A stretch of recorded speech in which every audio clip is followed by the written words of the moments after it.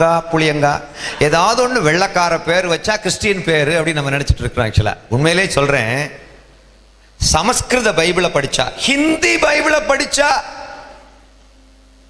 அது ஹிந்தி பைபிளை வாசித்துட்டே இருக்கும்போது தான் புரியுது நாம இந்திய தமிழ் மண்ணுக்குள்ள ஏன் பகைக்கப்படுறோங்கிறதே. தமிழை நம்மளை பார்த்தா வேற மாதிரி பார்க்கறான். ஒண்ணு வேண்டாம், எங்க போறீங்க?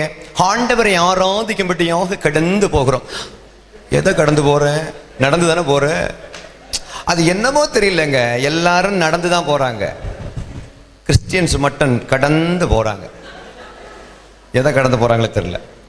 கர்த்தரை ஆராதிக்கும்படியாக நான் போகிறேன்னு சொல்றிய, விட்டுக்கிட்டு பரமேஸ்வரனை கும்பிட போறேன் அப்படி சொல்லி பாருங்களேன். இந்த பக்கத்து மாமி கூடயே வந்துருவா. அல்லேலூயா.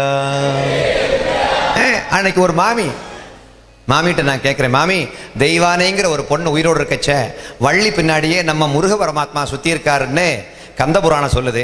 இதெல்லாம் பரமாத்மா நிஜமா இப்படியெல்லாம் பண்ணியிருப்பாரா? இது கதையா இல்லை நடந்த சம்பவமா? இது வரலாறா இருக்குமா? அப்படியே நடந்திருந்தா இப்படிப்பட்ட ஒரு மோசமான பர்சனாலிட்டியை போய் கடவுள்னு சொல்ல முடியுமா? ஈஸ்வரனுக்கு ஒப்பிட்டு சொல்ல முடியுமா? சத்த யோஜனை பண்ணி பாருங்க மாமி அப்படி சொன்ன உடனே, எனக்கு இதெல்லாம் தப்புன்னு தெரியும், இப்போ நான் மாமாட்ட சொன்னா மாமா டைவர்ஸ் பண்ணி போடுவாரோ இல்லையோ அப்படின்றாங்க மாமி. ஆக்சுவலாக